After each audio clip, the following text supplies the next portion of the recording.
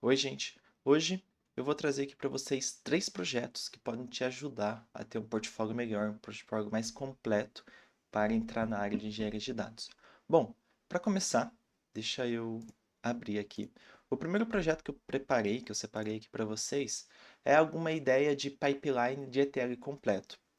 Aqui, nesse pipeline, esse ETL completo, eu não estou pensando ainda em Airflow e nenhuma ferramenta específica, tá? Mas a ideia é você desenhar ali a coleta de dados públicos, pode ser dados do Kaggle, dados de uma API, dados de um CSV, dados de um Excel, alguma coisa assim. Mas você pegar um dado público, alguma informação de algum site que você tem interesse, fazer a extração, a transformação, uma coisa bem simples com Python mesmo, ou com alguma linguagem do seu interesse, e fazer ali um carregamento num banco de dados local, seja um SQLite, seja um banco de dados que você tenha um certo domínio, ou seja alguma coisa mais fácil, um SQLite, um MySQL, algum banco em memória, talvez até pensar num DuckDB, ou alguma coisa do tipo. Então, fontes que vocês podem estar utilizando, tá?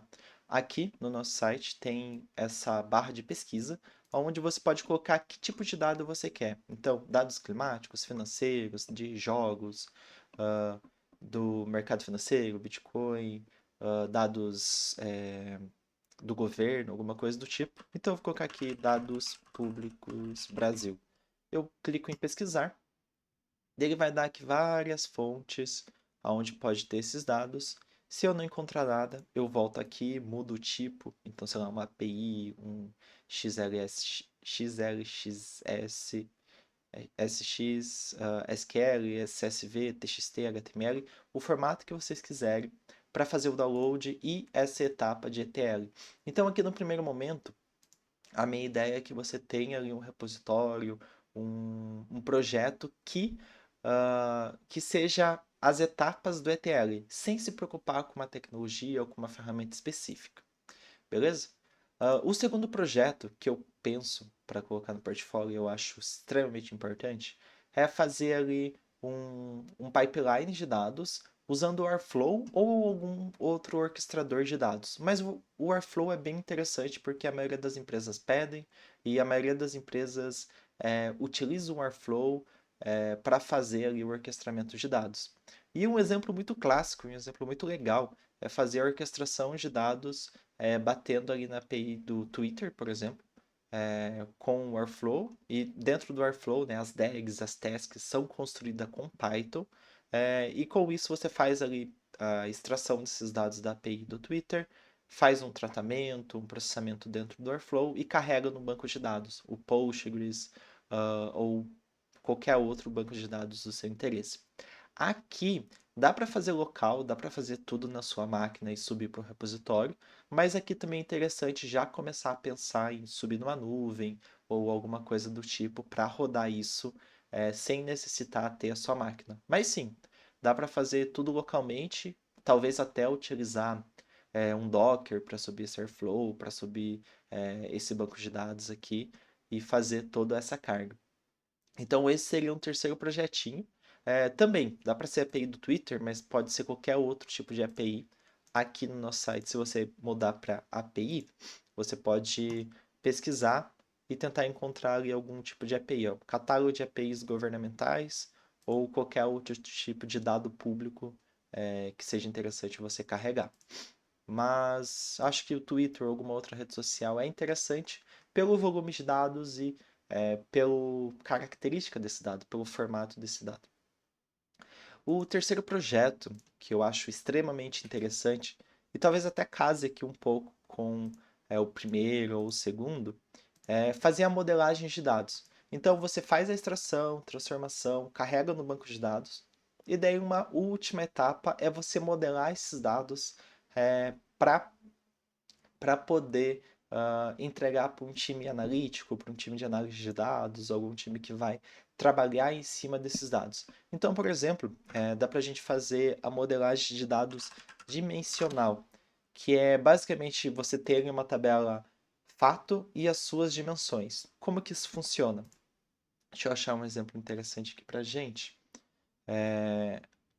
Aqui, por exemplo, aqui ele tem fato, vendas e as dimensões da venda é o quê? Uma loja, o tipo da venda, os empregados da loja, os produtos que estão relacionados com essa venda, e o tempo, né? Em que tempo, que seriam os dias, meses e anos que acontecem as vendas. Então, criar essas dimensões, modelar os dados a partir do que você tem, mas destrinchar eles em dimensões é uma coisa um pouco mais técnica, um pouco mais avançada do que só extrair, transformar e fazer ali o carregamento numa base, mas é algo que te diferencia de apenas um programador para um engenheiro de fato de dados. Então, você saber fazer essa manipulação com os dados, saber fazer essa organização, essa estruturação com os dados que você tem, é realmente o que vai te destacar ali numa vaga e talvez até ah, numa entrevista, num case técnico, alguma coisa mais além do básico, né? Alguma coisa que vai te dar essa base teórica, além da base prática, você vai ter a base teórica para conversar de forma mais técnica.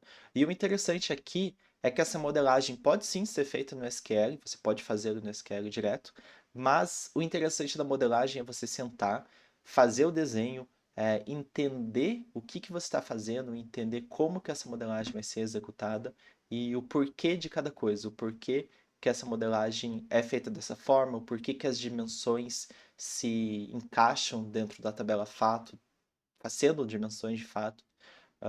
Então, isso é muito interessante.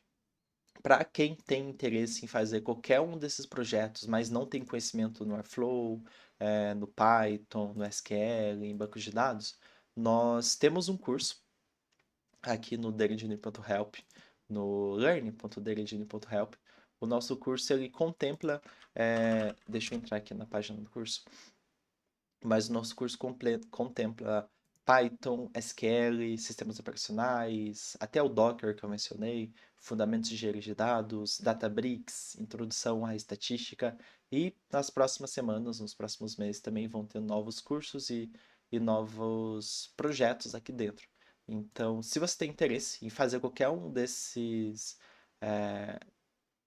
projetos para pôr de portfólio, mas não ter o conhecimento necessário, aqui a gente tem esses conteúdos.